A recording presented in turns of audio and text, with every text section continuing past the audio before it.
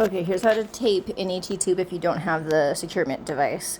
So you have somebody tape, hold your ET tube, and then you get the Marpac little pre-cut tape thing. Makes it super easy. So make sure the neck side that says up, that's the side you're going to slide under their neck, and make sure that that side is up. You grab from the other side, make sure the squishy side is below their neck here.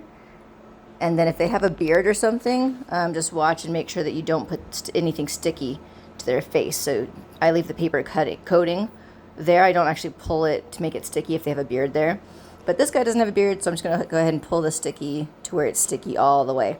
So you can pull it all the way off. It's going to be way longer than you need most of the time. And then you just take those tails and then just keep on pulling to split it down so where it's like past their nose.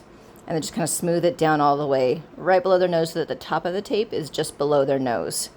And that one's going to lay flat across their skin. So you're going to make your little courtesy tab and just secure that directly to their skin. And then the other end of that tail, you're going to make a courtesy tab on that and wrap that around your ET tube, but be careful not to cover up too many numbers. So make sure that whatever number is at the teeth, I like to make those numbers pointing down toward the chin.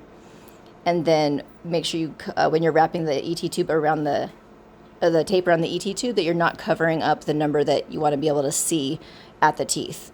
And preferably not the number like above. You need to have like a little reference number as well. And of course you want to have somebody else holding the tube while you do all of this. Sometimes it's nice to take the end of that tail if it's long enough and secure it up back to that tail that you have flat against the cheek. So same process on the other side. You can take all that sticky off, or you can leave some of that backing on if you need to protect their skin or their like beard or facial hair or something. And you're going to do the same process. You're going to split those tails and take the top tail, lay it flat against over those tapes that you did earlier, and it's going to secure the end of that tail down. You're going to trim that down to size and wrap it around your ET tube. Try to keep it as flat as you can, but it's going to get retaped at least once because you got your x-ray and everything, so it doesn't have to be perfect. And every time you retape it, it's going to get all messed up anyway. And once they get transported downtown, they're going to switch it out for an ETT. And also your patient might not even live. So you can secure it to the ET tube. I like to put it back on the tape because then I can take the end of that tail that was way too long, and I can actually, courtesy tab, lay it flat. Take the end of those tails where you have all that extra tape, and you can lay it flat across all of that to make it look pretty. And then I like to take a Sharpie and write on the tape itself where it's secured at, like 27 at the teeth or whatever, 23 at the teeth for Mr. Mannequin here. And that way the transport and then the receiving facility, there's no question about where it's supposed to be. So that's how you do it. So then you always have your courtesy tab, so that way if you needed to retape it, you don't have to cross anything out. It's already on the disposable tape. You can just untape it because you've got your little courtesy tabs, move the ET tube, resecure it, and then get a new tape, and then write on there what the new depth is. So, and then there's how you untape it, retape it. It'll get a bit slimy from all the, oral secretions and stuff, so it's not good for long-term use. Back in my day, we had to, change these out at least once a shift.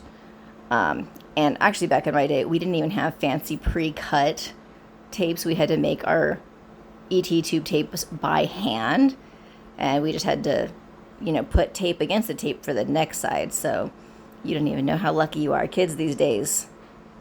So voila, there's your very fancy tape. So that was just an example of using the tape on the ET tube instead of securing it to the face tape, which you can definitely do. So anyways, I hope that helps. Worst case scenario, there is one ETT in that equipment room there at Caseman, so you can definitely use that if you have to. What are we doing here? I think this is my demonstration of if you didn't have any pre-cut tapes and you wanted to make your own ET tape, like we used to back in my day. So you start with like a really long strip of tape, like, long enough to go around somebody's head at least once, and then a shorter piece of tape. So this is sticky side up. And then you're going to take a shorter piece of tape, like a foot long, and you're going to put it sticky side to sticky side right in the middle. And that's going to be what touches their, like the back of their head, so you don't get sticky in their hair.